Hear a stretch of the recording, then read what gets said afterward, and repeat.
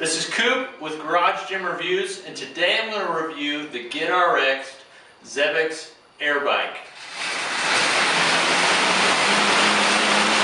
Shut up and sit down.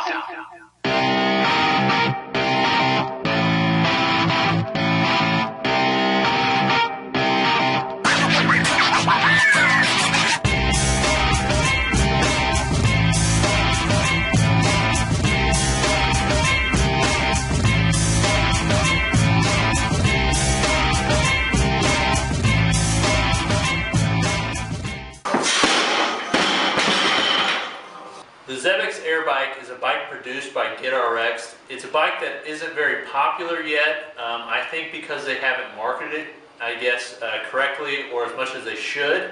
But in my mind, this is the premier air bike available. And when I say air bike, I'm kind of referring to those bikes like Airdynes.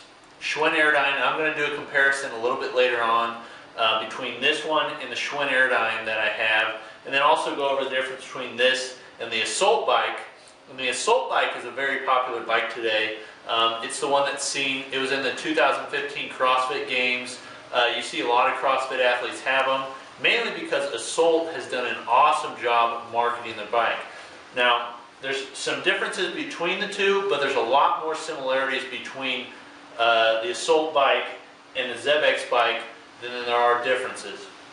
But the first thing I want to point out on the Xebex bike is the frame. As you can see, it's beefy. I mean, it hardly shakes. I mean, when you're on the bike actually pedaling, you got to be pedaling. I mean, really, when I pedal on this and I'm going all out, say on a Tabata or any sort of max effort, I'm really not shaking the bike at all. I mean, as you can see,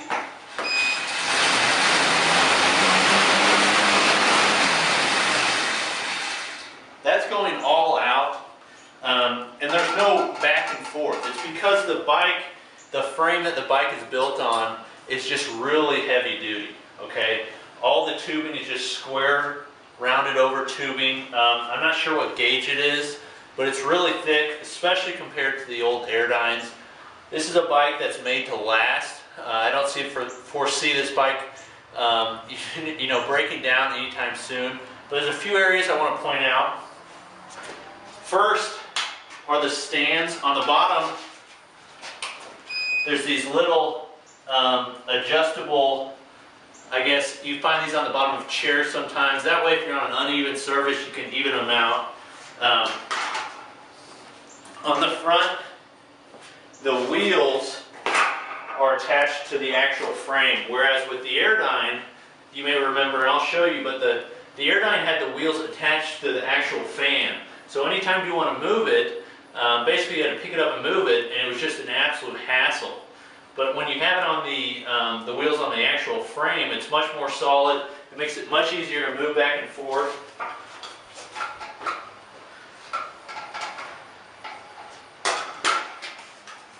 And that's something that, for those of us who, are lucky to have a garage gym, and, even a two-car garage can get tight if you have a lot of equipment. So having wheels that you can move it around easily on is pretty great.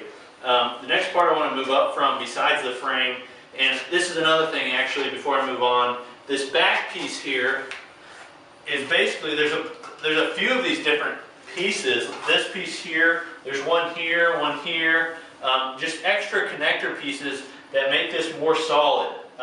Is something like this necessary? I don't really think so. However, it's awesome that it's on here because all it is just makes it more durable and essentially something that's going to last longer. Same with this piece. Is this piece necessary? I don't think so. But that's a good thing. We want things that are over-engineered. That's why companies like Rogue Fitness have done so well, because their equipment is always over-engineered because, as strength athletes, CrossFit athletes, you put a lot of abuse on your equipment. So having something that's going to be around for a while is, if you're going to, shell out your hard-earned cash, that's something you're going to want. Moving up, looking at the drivetrain. The drivetrain is, it's awesome.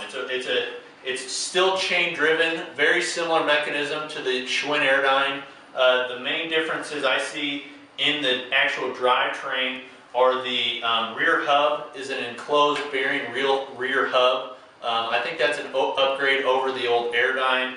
Also, the pedals are attached. There's bearings within the pedals and within the swing arm that attaches to the actual handles, and very smooth. Okay, used to when you pressed on an Airdyne, there'd be like a little bit of a give in between, and it'd be impossible to get rid of that. This, I mean, as soon as you start pedaling, you're going to start putting force into the bike. Okay, there's not going to be any give, any gap, and if there ever is, there's adjustments such as here, and also adjustments up front that allow you to fix any of that. Okay, it's similar to like a road bike. Okay, I have quite a few bikes, and a real good bike is going to have a lot of different adjustments for you to make, so it, you can, I guess, customize it to your height and your pedal style and things like that. And that's kind of how this has done that.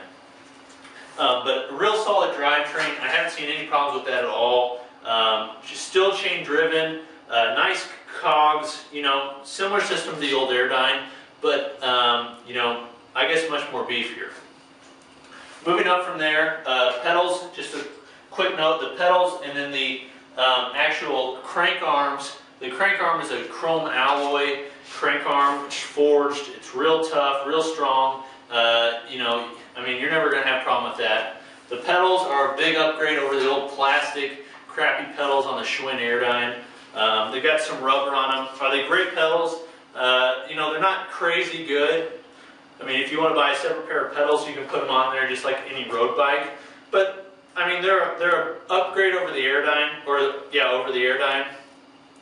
And for what we do on this, I don't go for tons of miles. I more just put a lot of, short bursts on it. I think these are great, and they have some grip, which is nice. Going from there, let's look at the actual footrests. And the footrests are actually a piece of diamond plate that's been formed to fit the foot a little bit better. But this is a huge upgrade over the old Airdynes, and both over that and also the Assault bike. And I'll go over to the differences a little bit later, but I just want to say that the footrests on this are just awesome. Sometimes people will do only arms for a workout, so that, or when you're doing intervals and you switch and you're on your rest period, just putting your feet up here is real great. And these are so solid. I mean, they're bolted to the frame. It's a piece of diamond plate attached to a round tubing. They're just going nowhere. Okay, it's real comfortable, and it's real solid. And having it attached to the frame versus attached to the handle is going to allow for better durability and just allow it to last longer. From there, this is a little bit of the components part that I talk about. That the components are so much better than the Airdyne, and also better in my opinion than the Assault bike. This is kind of a small feature and something that if you didn't really take notice to, you wouldn't ever notice.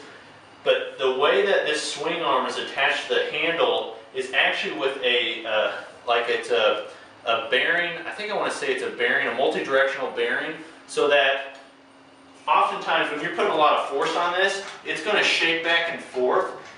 However, with the old ones, there was just, with the Airdyne and also the Assault bike, it's just attached directly. There's no allowance for back and forth and shifting.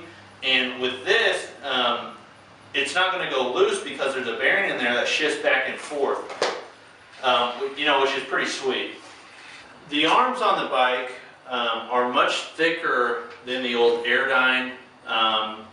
There isn't a whole lot of difference between the arms, except for that these arms are a thicker tubing than the old round bars. But I mean, there's not a big difference. They are curved. I think they look nice. They stay out of the way of your knees. So as far as that goes, they do their job. I've never felt like when pushing on these, any side-to-side warping or anything like that. You get a direct push, which is what you want. Every ounce of effort that you put into the bike, you want that to count towards your calorie count or your distance or anything like that. You don't want any wasted energy. The seat's really nice, and it's definitely an upgrade over the Airdyne. You can go forward, back, you know, you can go up and down. This is one thing actually that I don't like about the bike. This is one of the only things that I really don't like is this knob. It really plays no part in the functionality of the bike, so I don't think it's a deterrent to not purchase it. But it's just a cheap plastic knob. I wish they would have put something a little bit more heavy duty here. You know, even if they had to increase the price of the bike a little bit, I think that would have been nice. It looks cool, but it just feels like cheap plastic, and it feels like it could break at any time. Moving on, the fan, 24-inch fan. The monitor tracks calories and distance using the same formula as the Assault bike. So not the same as the old Airdynes, but the same as the new Assault bike. That's pretty much going to be the standard going forward for things like CrossFit, as these get used more within the CrossFit games and possibly within the Open. It's also got a water bottle holder.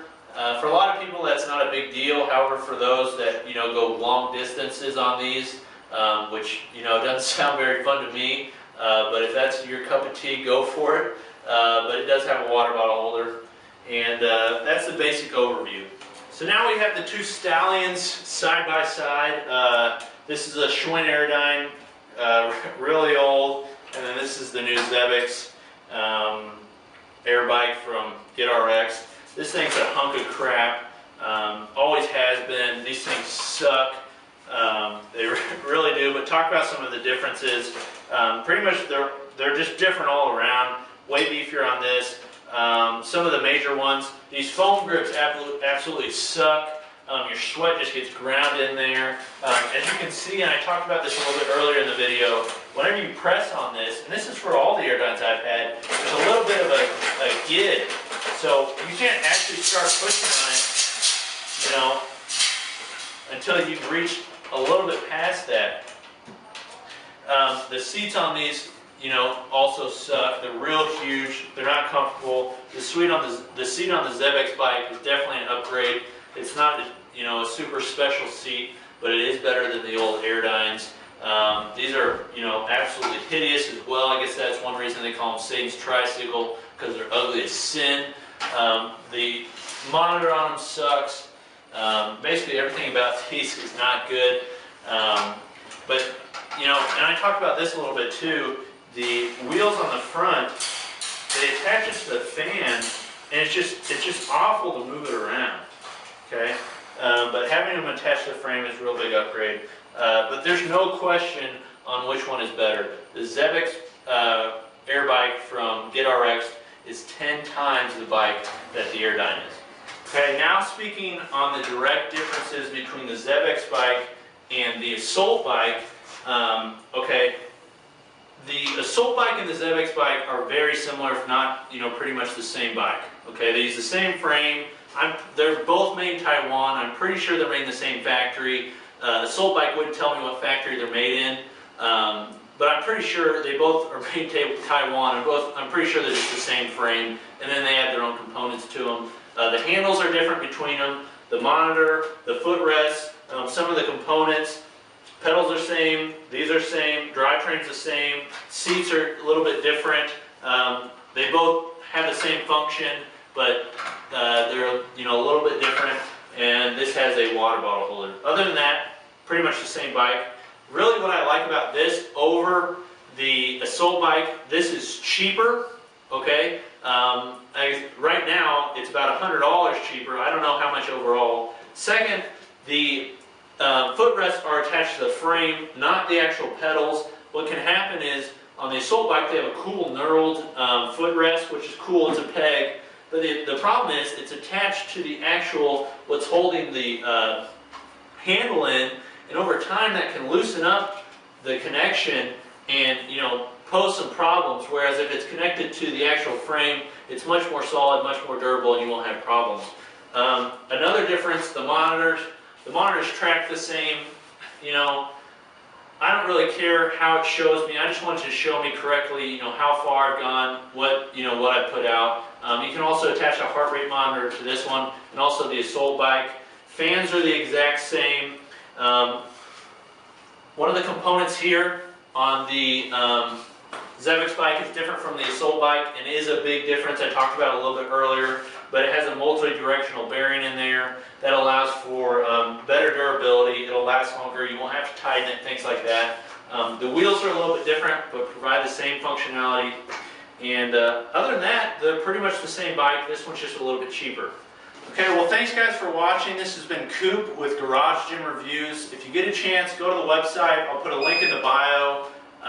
You can check that out, garagegymreviews.com. See the reviews that I've done. I'm going to be trying to do some more videos like this. Sometimes it's great to read about them, but I'm just like you guys. I just like to watch videos sometimes, so this will make it a little bit easier. And I'll put a link to the article as well. But if you've enjoyed the video, like it, comment on it. Let me know what bike you think is better. If you have questions on this bike, on the Airdyne or the Assault bike, let me know. If you have any actual, reviews that you want done, you can let me know. But share the video, I'd appreciate it, and look forward to doing more.